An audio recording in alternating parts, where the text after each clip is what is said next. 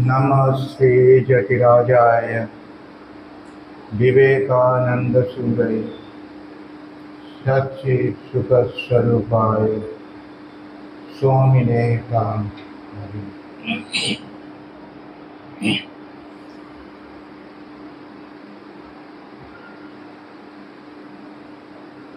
आज একটা বিশেষ দিন। আপনারা সকলেই জানেন আজ রামকৃষ্ণ মিশনের প্রতিষ্ঠা দিবস। এই দিনটি বিশেষ করে স্মরণীয় আমাদের কাছে, যারা শ্রীরামকৃষ্ণকে আদর্শ হিসেবে জীবনে গ্রহণ করেছে।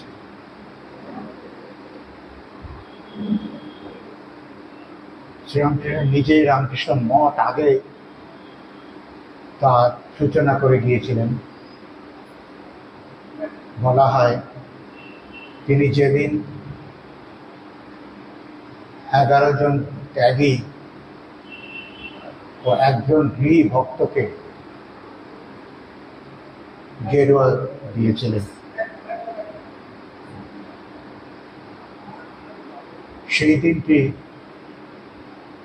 স্মরণ করা হয় রামকৃষ্ণ মঠে আরম্ভ হিসেবে। সেটাকে ধরে নিয়েই পরে বরানগরে মঠ সৃষ্টি হলো। ত্যাগী ভক্তরা এবং গৃহী ভক্তরা একসঙ্গে একটা সিদ্ধান্তে এসেছিলেন যে এরকম একটা জায়গা হওয়া উচিত, মঠ হিসেবে গণ্য করা হবে। এবং তারই পূর্ব যে ঘটনাটা যেটুক্ষণ আগে বললাম, সেইটাকে ধরে নেওয়া হবে যে তার প্রাথমিক অবস্থা ঠাকুর নিজেই গোড়াপত্তন করে গেছে মঠের। কিন্তু মিশন তার প্রায় 10 বছরেরও উপরে হবে পরে স্বামীজি স্থাপন করেন, প্রতিষ্ঠা করেন। তার পেছনের কারণটা হচ্ছে স্বামীজিকে ঠাকুর বলেছিলেন, বা ঠাকুরের মুখ থেকে স্বামীজি যখন শুনেছিলেন শিবজ্ঞানে জীব সেবা, এটি একটি মন্ত্রের মতো কাজ করেছিল স্বামীজির মনে। তিনি যেন সদাই জপ করতেন এই মন্ত্রটি, যাতে করে সেটি ফলপ্রসূ হয়। তা হয়েছিল। বিদেশে গেছেন বক্তৃতা করতে, তখন আরো তীব্রভাবে ভেবেছেন যে এটিকে যদি বাস্তবায়িত করতে হয় তাহলে একটা সঙ্গের প্রয়োজন। সঙ্গ মানে একটা সাধারণ ব্যাপার নয়, তার একটা পরিকল্পনা চাই, তার একটা ভবিষ্যৎ কর্মপন্থা চাই, এবং তার পেছনে একটা সম্মিলিত সম্মতি চাই, বিশেষ করে যারা ভক্ত, সে গৃহী হোক আর সন্ন্যাসী হোক। ঠিক সেইভাবে খুব সুচিন্তিতভাবে স্বামীজি এগিয়েছিলেন। এবং এর পেছনে স্বামীজির যে কি বিশাল ত্যাগ, বিশাল তার পরিশ্রম, ভাবলেও অবাক হতে হয়। 1886-তে ঠাকুর ওই ঘটনাটা ঘটিয়ে মঠের সূচনা করলেন, আর স্বামীজি করলেন প্রতিষ্ঠা রামকৃষ্ণ মিশনে 1897-তে এই দিনটাতে, পয়লা মেতে। তিনি একটি সভা ডেকেছিলেন। সেই সভাটি হয়েছিল বলরাম মন্দিরে, বলরাম বাবুর বাড়িতে। বলরাম বাবুর বাড়ি তখন অলিখিতভাবে রামকৃষ্ণ আন্দোলনের একটা আস্থানা। ঠাকুরের সন্তানরা, ঠাকুরের প্রিয় ভক্তরা, তারা সব ওখানে মিলিত, মা সবাই উন্নতি পরে পরে নিবেদিত ওখানে গেছেন। তারপরে এই সভা ডাকবার পরে সভাতে সব গৃহী ভক্ত এবং সন্ন্যাসীরা একত্রিত হলেন এবং সর্বসম্মতিক্রমে সিদ্ধান্ত নিলেন যে একটি সংঘ পরিচালনা করতে হবে এবং এমনভাবে পরিচালনা করতে হবে যাতে করে ঠাকুরের সব ভাবগুলো কাজে কর্মে এবং আচরণে আমাদের ভেতর দিয়ে ক্রিয়াশীল হয়। স্বামীজি বললেন মিটিংয়ের যে আমরা যার নামে সন্ন্যাসী হয়েছি, আপনারা যাকে আদর্শ করে সংসার জীবন যাপন করছেন নিজ নিজ ক্ষেত্রে, যার পূর্ণ নাম এবং অদ্ভুত জীবন, তার দেহাবসানের অল্প দিনের মধ্যেই সারা পৃথিবীতে প্রাচ্যে পাশ্চাত্যে ছড়িয়ে পড়েছে, তার নামে এই সংঘ হবে, তার নামে নামাঙ্কিত হবে। তিনি বললেন রামকৃষ্ণ প্রচার, প্রচার মানে মিশন, বাংলায় সেভাবে। তাই রামকৃষ্ণ মিশন নামকরণ হলো। এরপরে উদ্দেশ্যের কথা বলতে গেলেন, বলতে গিয়ে বললেন যে উদ্দেশ্য হবে মানব কল্যাণের জন্য, মানুষের কল্যাণের জন্য শ্রীরামকৃষ্ণ যে তত্ত্বগুলো ব্যাখ্যা করেছেন ও যে তত্ত্বগুলো নিজ জীবনে প্রতিপাদিত করেছেন, সেই সব তত্ত্বগুলো প্রচার করতে হবে। আরেকটা কথা বললেন যে মানুষের দৈহিক, মানসিক ও পারমার্থিক, মানে আধ্যাত্মিক উন্নতিকল্পে সেই তত্ত্বগুলো মানুষের জীবনে প্রযুক্ত করে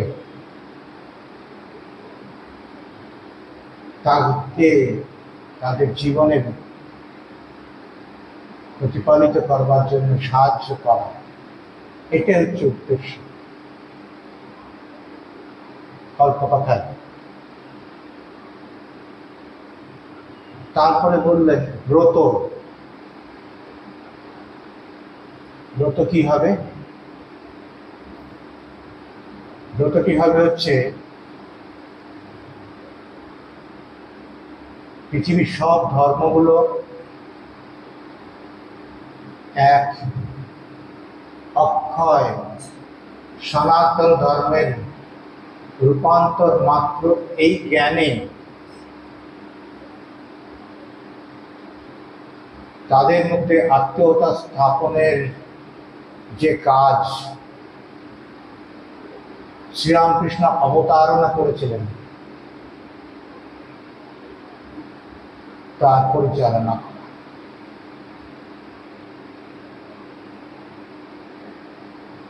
সবই তাত্ত্বিক দিক থেকে স্বামীজি বলেন, কিন্তু তাকে ব্যবহারিক দিকে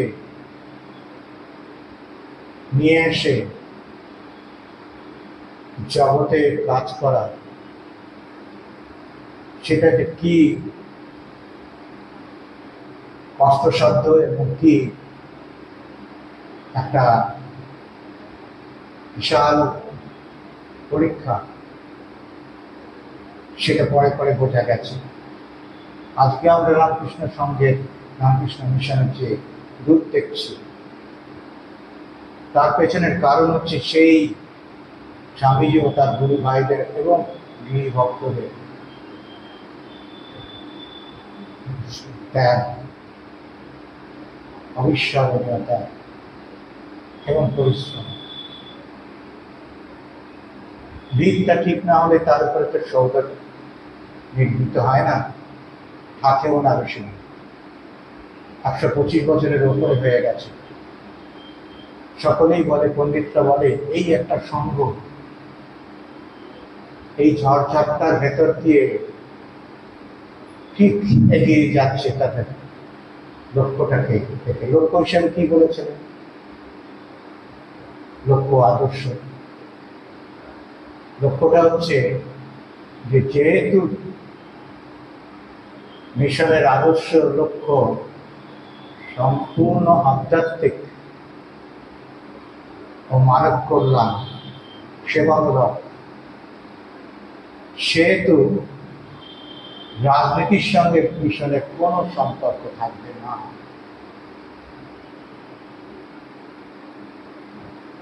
এইটা একটি বিশেষ দিক রামকৃষ্ণ মিশনের, এটা আমাদের সকলেরই মনে রাখা উচিত যে রামকৃষ্ণ মিশনের কোন সংস্রব যে রাজনীতি সবসময় চলে আসছে, তার প্রথম থেকেই তার থেকে বিচ্ছিন্ন সক্রিয় কোনো ভূমিকা নিয়ে রাখবে থাকবে না। আপনারা ভালো করে জানেন, নিবেদিতার এই সক্রিয় ভূমিকার জন্য নিবেদিতাকে রামকৃষ্ণের সঙ্গ ছেড়ে যেতে হয়েছিল।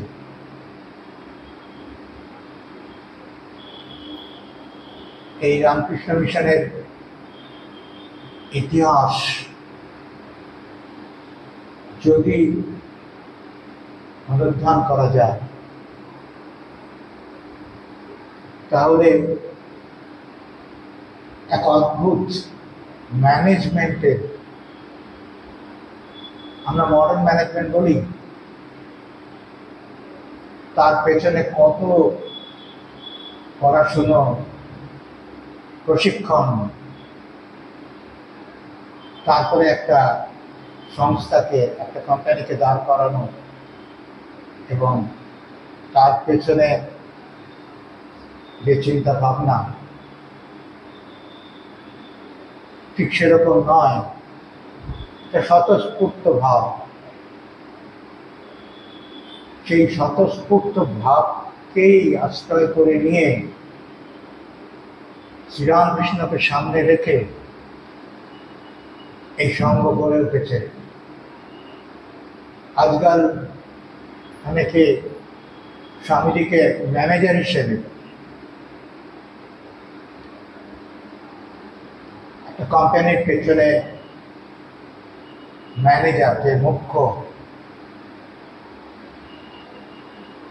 তার অবদান অনেক থাকে এবং তাকে সকলেই স্মরণ করে। যদি একটা কোম্পানি এগিয়ে গিয়ে প্রতিষ্ঠিত হয়,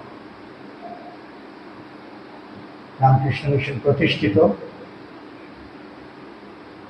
ভীষণভাবে দৃঢ়ভাবে, তার মূল অনেক গভীরে, এবং এই প্রতিষ্ঠার পিছনে স্বামীজির অবদানকে মডার্ন ম্যানেজমেন্ট গুরুরা, আমাদের একজন ছাত্র দেওঘরে, মানে বয়স হয়েছে হয়তো, অসীম চৌধুরী, স্বামীজির এই দিকটা নিয়ে একটি বই লিখেছেন। বইটি খুব ভালো, অসাধারণ। তিনি ম্যানেজমেন্টের যে বিভিন্ন তত্ত্বগুলো, সূত্রগুলো, সেগুলোকে পাশাপাশি রেখে স্বামীজির যে কর্মপদ্ধতি এবং সেই পদ্ধতিতে যে এত বড় একটা সংঘ তৈরি হয়ে তার অবর্তমানেও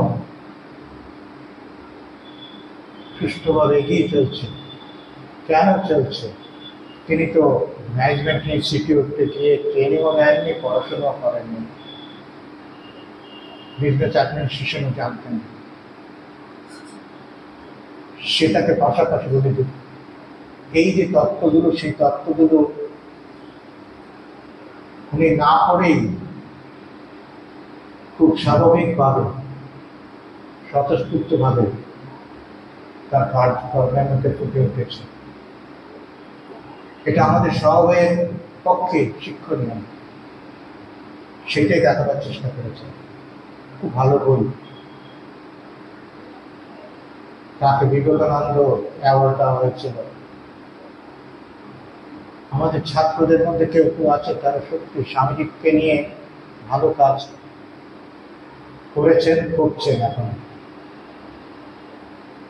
তারা সংখ্যায় বেশি না হলেও সেই ছোটবেলায় কখন আমাদের একটা স্কুলে পড়েছেন, আমাদের আশ্রমে থেকে সাধু এবং শিক্ষকদের কাছ থেকে স্বামীজি সম্বন্ধে যেটুকু জেনেছেন, ঠাকুর সম্বন্ধে যেটুকু জেনেছেন, মা সম্বন্ধে যেটুকু জেনেছেন, তারটা দিয়ে তাদের মনে বসে দিয়েছিলেন। সেটাই পরে বাস্তব রূপ নিয়েছে তাদের চিন্তা ভাবনা, কাজকর্ম। অনেক না হলেও বেশ কিছু ছাত্র এরকম আছে যারা এই আমাদের সঙ্গের সঙ্গে সবসময় যুক্ত, এবং সেই আদর্শটাকে, যে আদর্শ তারা আমাদের স্কুল বা কলেজে পড়াশোনা করে পেয়েছেন, সেটাকে পাথেয় করে নিয়ে জীবনযাপন করছে। এইগুলো গিয়ে রামকৃষ্ণ সংঘের খুব অল্প কথায়, রামকৃষ্ণ মিশনের খুব অল্প কথা বলা, তার সূচনার ব্যাপারে। এবারে আমরা, এটা খুব প্রাসঙ্গিক, কেন আমরা স্বামীজির জীবন ও বাণী নিয়ে আলোচনা করছি, জানবার চেষ্টা করছি, বলবার চেষ্টা করছি। এই আজকে বিশেষ দিনে স্বামীজির উপরে যখন আমরা চিন্তা ভাবনা করছি, তখন এটাকে বিশেষভাবে আমাদের স্মরণ করা দরকার। তাই এই কথা আমি বললাম। আমরা দেখেছি আগের দিন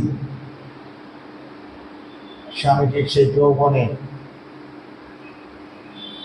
যেসব ঘটনাগুলি ঘটছিল, তার মধ্যে একটা বিশেষ মহত্বপূর্ণ ঘটনা হচ্ছে তার ব্রাহ্ম সমাজে নাম লেখানো। সেদিন আমরা বলেছিলাম যে ত্রৈলোক্যনাথ সান্যালের নববৃন্দাবন নাটকে তিনি অংশগ্রহণ করেছিলেন গায়কের অভাব মেটানোর জন্য কেশব সেনের অনুরোধে। এখানে একটা মজার কথা বলা, সেটা হচ্ছে এই যে প্রতাপচন্দ্র মজুমদার কেশব সেনের সহকারী, সেই প্রতাপচন্দ্র মজুমদার আমরা জানি সবসময়ই স্বামীজির সম্বন্ধে খুব গরিত মন্তব্য করেছেন এবং অনেক মিথ্যে কথাও লিখেছেন। তিনি খুব স্বার্থন্বেষী ছিলেন, সেটা আমরা জানি। কিন্তু কত আগে 1883 খ্রিস্টাব্দে তিনি এই যে স্বামীজি অংশগ্রহণ করেছেন, এটা তিনি সুগায়ক ছিলেন বলেই ব্রাহ্ম সমাজের বিভিন্ন শাখা থেকে তার টাকা আসত প্রয়োজন মতো গায়কের অভাব মেটানোর জন্য, এবং তার জন্য এই নাটকে অংশগ্রহণ করা, সেটাকে পুরো বাদ দিয়ে তিনি এমনভাবে একটা লেখনীতে বলেছেন ইঙ্গিত দিয়ে যে স্বামীজি খুব হালকা চরিত্রের মানুষ ছিলেন, যেন আর আনন্দপ্রিয়, আমোদপ্রিয়, তাই থিয়েটার করে বেড়াতেন। আর এই নাটকটাতে কেশবচন্দ্র সেন যে মুখ্য ভূমিকায় অবতীর্ণ হয়েছিলেন প্রহরী বাবা, তার বিন্দুমাত্র উল্লেখ করেন। আরো যে মিথ্যে কথাটি উনি লিখেছেন ওটাতে, সেটি হচ্ছে ওই একবার মাত্র স্বামীজির সঙ্গে তার দেখা হয়েছিল এই ভাবটি। স্বামীজি বলেছেন এই নাটকের অনেক আগের থেকেই তার সাথে একটা বন্ধুত্ব প্রতিষ্ঠিত হয়েছিল। আর পরের পরে ঘটনাটা আমরা জানি, আমেরিকাতে জায়গা ঘটেছে। এই প্রতাপচন্দ্র মজুমদারের চরিত্র সবসময় স্বামীজিকে খাটো করা, হেয় করা, বদনাম করা, এটা যেন তার একটা স্বভাবে দাঁড়িয়ে হয়েছে। কিভাবে হেনস্থ করেছে সেটা আমরা পরে দেখব। স্বামীজি যখন আমেরিকায় গেলেন, সেটা যেন সহ্য করতে পারছিলেন। এই ঘটনা যখন ঘটছে, এরকম ধরনের ব্যাপারগুলো যখন ঘটছে, তখন স্বামীজি এই সাধারণ ব্রাহ্ম সমাজের একজন সদস্য। ব্রাহ্ম সমাজে আকৃষ্ট হয়েছিলেন, আমরা দেখেছি। তার এক নতুন আদর্শ, সেটা তার তখন মনে ধরেছিল যে আচার বিচার সর্বস্ব ধর্মের পরিবর্তে ব্রাহ্ম সমাজ একটা যুক্তি সহ কার্যকরী নৈতিকতা যুক্ত একটা পথ, এবং সেই পথের মধ্যে একটা বিশেষ দিক ছিল, কোনো মধ্যস্থতা ছাড়া কোনো পুরোহিত বা গুরু বা কেউ থাকবে না। মানুষ সোজাসুজি ঈশ্বরকে স্মরণ করবে, আহ্বান করবেন, সাক্ষাৎ, কোনো মধ্যস্থ থাকবে না। সেটা স্বামীজি খুব পছন্দ হয়েছিল। তাই ব্রাহ্ম ধর্মে গুরুবাদের কোনো স্থান নেই, অবতারবাদের কোনো স্থান নেই, আর আপনারা তো জানেন মূর্তি পূজারও কোনো স্থান নেই। এগুলো বর্জিত। আর স্বামীজিকে যেটা আকর্ষণ করেছিল সমাজ সংস্কার, সমাজে এত কুসংস্কার, সেগুলোকে দূর করা উচিত। যেহেতু ব্রাহ্ম সমাজ একটা কার্যকরী সিদ্ধান্ত নিয়ে সেটা শুরু করেছিলেন কাজ করা,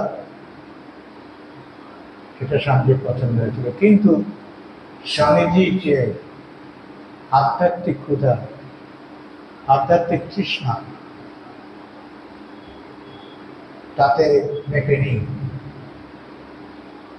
তাই তিনি কিছুদিন বাদে ব্রাহ্ম সমাজ ছাড়তে বাধ্য হয়েছে, সেটা আমরা দেখেছি। ব্রজেন্দ্রনাথ শীল ঠিক এই সময়টাতে, গতদিন আমরা শুরু করেছিলাম ব্রজেন্দ্রনাথ শীলের কথা বলতে। তার একটা স্মৃতিকথা, বেশ বড় স্মৃতিকথা, তাতে অনেক কথা লিখেছেন। তার মধ্যে সবকিছু গ্রহণীয় না হলেও এই স্মৃতিকথা থেকে আমরা বেশ কিছু স্বামীজির সম্বন্ধে তখনকার যে অবস্থা স্বামীজি, তার সম্বন্ধে জানতে পারি। তিনি বলেছেন যে তিনি ও স্বামীজি এই স্কটিশ চার্চ কলেজে কবি ও দার্শনিক উইলিয়াম হেস্টি তার ছাত্র ছিলেন, এবং স্বামীজি সম্বন্ধে বলতে গিয়ে স্বামীজি একটা অসাধারণ যুবক ছিলেন সেটা খুব সুন্দরভাবে ব্যক্ত করেছেন। বলছেন যে স্বাধীন চিন্তা, মুক্ত চিন্তা এবং অত্যন্ত প্রতিভাবান, বুদ্ধি, সৃষ্টিশীল, এই যে ভাষাগুলো ব্যবহার করেছেন, এই ভাষার থেকেই বোঝা যায় যে ব্রজেন্দ্রনাথ স্বামীজিকে খুব গভীরে গিয়ে একটু জানবার চেষ্টা করেছেন, তার সঙ্গে যখন করছিল। আর সেই সময়টায় যখন ব্রাহ্ম সমাজ যে গিয়ে তিনি শান্তি পাননি, মনের ভেতরে খুব ঝড়, তারপরে চিন্তায় একটা বিশাল আলোড়ন সৃষ্টি হয়েছে। সেই সময় তার মধ্যে তিনি লক্ষ্য করেছেন স্বামীজি লৌহ কঠিন, এই ভাষাটা ব্যবহার, লৌহ কঠিন প্রতিজ্ঞা, স্বভাবটা অটল, অভ্রান্ত, আর চোখের মধ্যে এমন একটা শক্তি, তা অন্যদেরকে সম্মোহিত করবার ক্ষমতা রাখে। এই ভাষাগুলো ব্যবহার করেছেন। আর সেই সময়ে স্বামীজি খুব পাশ্চাত্য দর্শনের প্রভাবে প্রভাবিত হয়েছিলেন। তার মধ্যে মুখ্যত ডেভিড হিউমের সংশয়বাদ, স্কেপটিসিজম, তারপরে হার্বার্ট স্পেন্সারের অজ্ঞেয়বাদ, অ্যাগনস্টিসিজম, আর এই জন স্টুয়ার্ট মিলের নাস্তিক্যবাদ।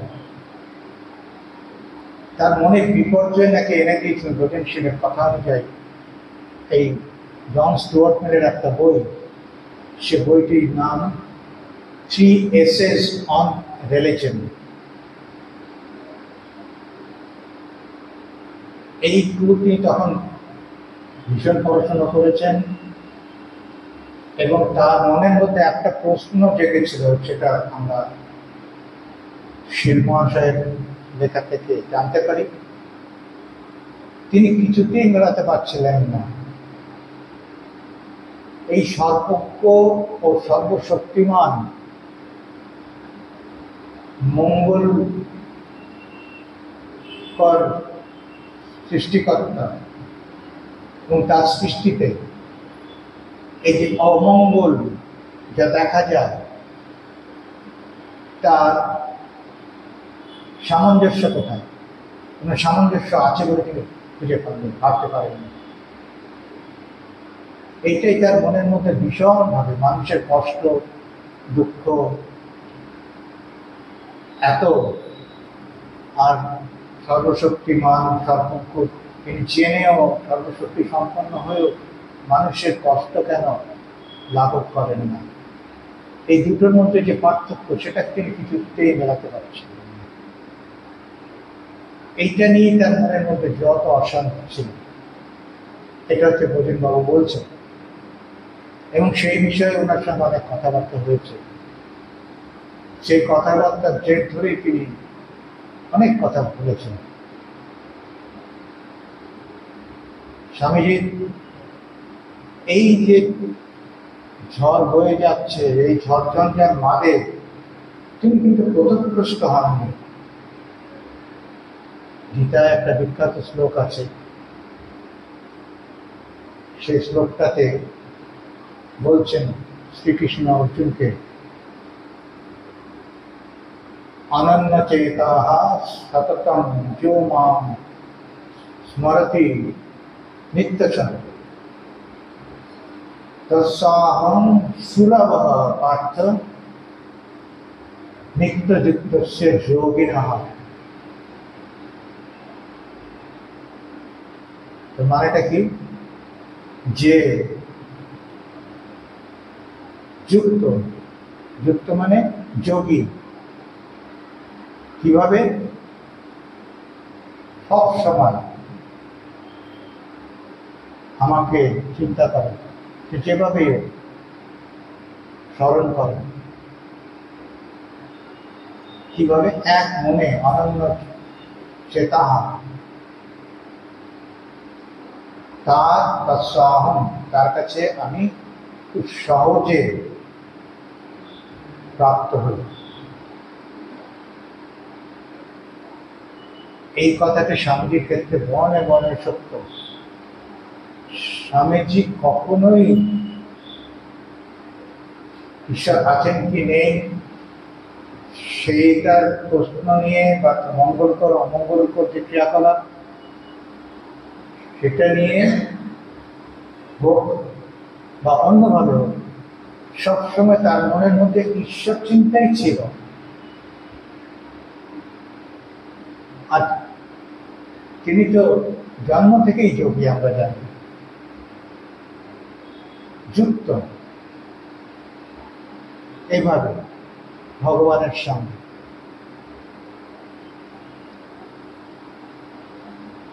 তারপর এই চিন্তাটাকে এগিয়ে নিয়ে যাচ্ছিল অনুসন্ধিৎসা, এই সংশয়বাদ, তার অবিশ্বাস যেটা সুষমার জন্মেছিল, সেটাকে যেন একটা স্থায়ী সংশয়বাদী হিসেবে প্রতিষ্ঠিত করেছে। সেই সময়ের জন্য সংশয়বাদ প্রতিষ্ঠিত করার ফলেই কিন্তু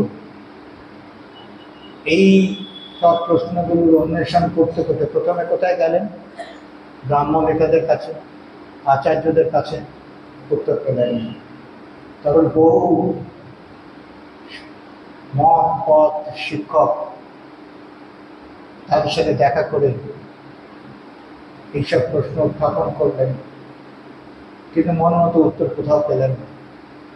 এই যে অনুসন্ধান, এই যে প্রশ্ন, আমরা দেখছি গীতাতে যে সবসময় জিজ্ঞাসু, সত্যিকারের জিজ্ঞাসু, আমি ঈশ্বরকে জানতে চাই, উপলব্ধি করতে চাই, দেখতে চাই, এই যে জিজ্ঞাসু মনোভাবাপন্ন ভক্ত, তার কাছেই শ্রীকৃষ্ণ বলছেন আমি ধরা দিই। তাই জিজ্ঞাসা হওয়া পার্থক্য বলছেন, পর্যন্ত বলছেন। স্বামীর জন্ম থেকেই জিজ্ঞাসা। এ সময় অনেক পড়াশোনা করতেন, তার মধ্যে এসব ছিল কান, শোপেনহাওয়ার, আর যাদের নাম করলাম তারা তো ছিলেন। এই সময় তার এই ওয়ার্ডসওয়ার্থের কাব্য ভীষণ পছন্দ ছিল। নেপোলিয়নকেও পছন্দ ছিল তার বীরত্বের জন্য। তার সেনাপতি মার্শাল মে তাকে খুব উচ্চ স্থান দিতেন। আর একটা জিনিস বিশ্বাস করতেন, এই কাব্য মানুষকে আধ্যাত্মিক জীবনে সাহায্য করে। তাতে চিত্রণ কাব্যের মাধ্যমে সেটা মানুষের মধ্যে প্রেরণা জাগিয়ে অতীন্দ্রিয় জগতে নিয়ে যেতে পারে, অতীন্দ্রিয় রাজ্যে নিয়ে যেতে পারে, এটা তিনি বিশ্বাস করতেন। এই সময় এত পড়াশোনা করতেন যে তিনি একজন প্রায় বিদ্রোহী মনীষীতে ওই কম বয়সে পরিবর্তিত হয়েছিলেন ব্রজেন্দ্রনাথ শীলের মতে। তাই ঠাকুরের কাছে যখন এসে পৌঁছলেন, ঠাকুর তাকে শান্ত করলেন বটে, কিন্তু স্বামীজি তার বসে, ঠাকুরের বসে সঙ্গে সঙ্গে আসেন না, অনেকটা সময় লেগেছে। ধীরে ধীরে রবীন্দ্রনাথ শীল বলছেন এই বিদ্রোহী মনীষা চারিত্রিক বৈশিষ্ট্যের জন্যই সেটা ওরকম হচ্ছিল। ধীরে ধীরে ধীরে ধীরে আস্তে আস্তে যখন তিনি উপলব্ধি করতে পারলেন, উপলব্ধি কথাটা ব্যবহার করেছেন, তখন তিনি গুরুর কাছে নিজেকে সমর্পণ করলেন। রবীন্দ্রনাথ শীলের কথা বলছে। তাই রবীন্দ্রনাথ শীলের এই যে স্মৃতিকথা, তার মধ্যে অনেক কিছু আমরা জানতে পেরেছি, যেগুলো আমরা অন্য জায়গায় হয়তো সেভাবে পাই না।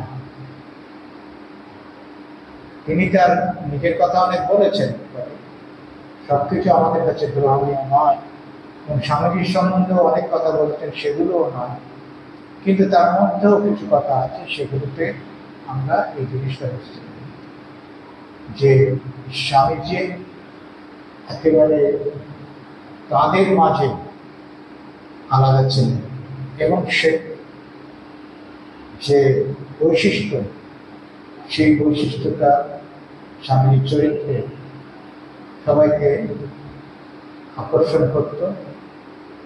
এবং তিনি বলতেন যে এত বাক নিপুণ স্বামীজি যে তার একেবারে কথাবার্তাতে সবাই সম্মোহিত হয়ে যেত। পরে এবার এটাও আমরা জানি যে স্বামীজি খুব এই মনের ঝড় যখন উঠেছে খুব তার্কিক হয়ে গিয়েছে, তর্ক করতেন খুব।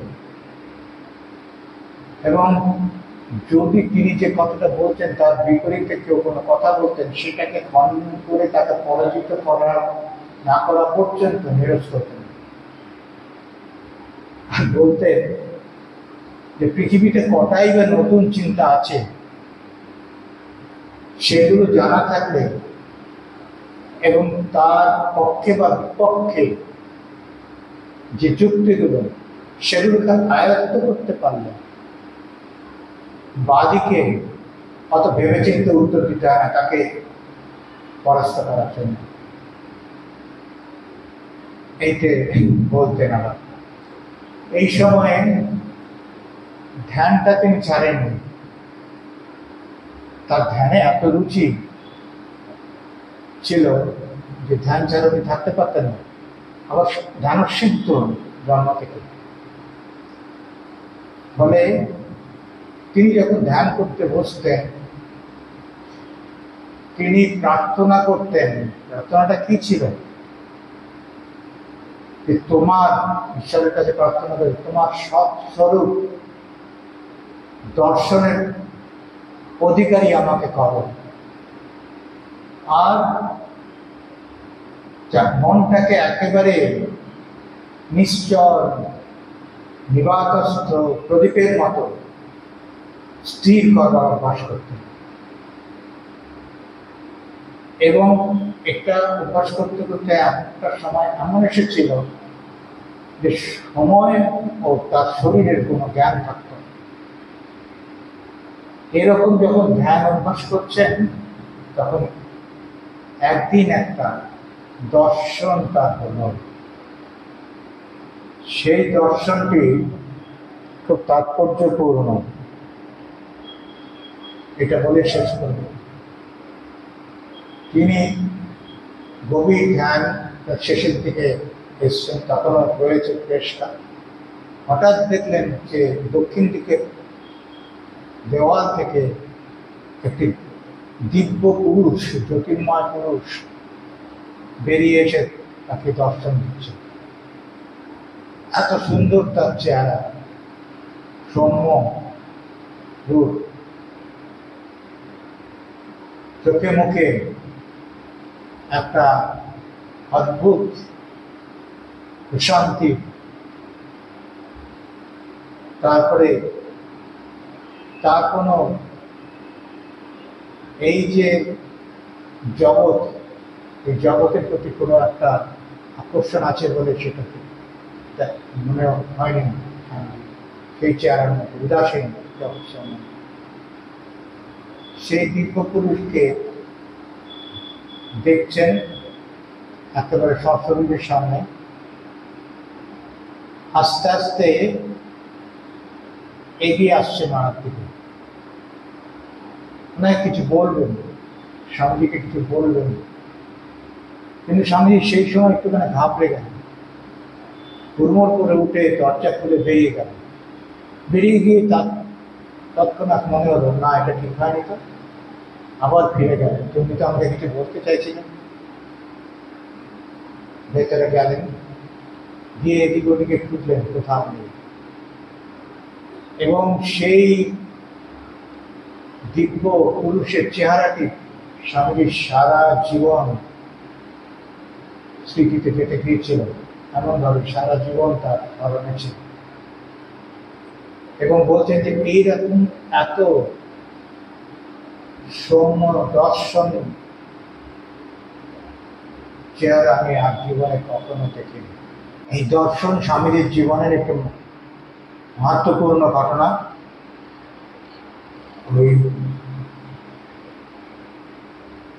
তার বিশ্বাস যে তিনি সেদিন ভগবান বুদ্ধের দর্শন পেয়েছিলেন। আমরা জানি যে স্বামীজি বুদ্ধদেবের প্রতি কিরকম গভীর শ্রদ্ধা ছিল। সারা জীবন বুদ্ধদেবের মাহাত্ম প্রচার করেছেন যখনই সুযোগ পেয়েছেন। এবং তিনি মনে করেন যে বুদ্ধদেবের অবদান এই মনুষ্য জগতে অসাধারণ, অতুলনীয়।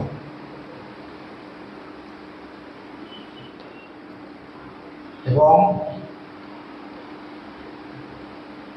তিনি তাকে অবতার রূপেই প্রচার করেছেন।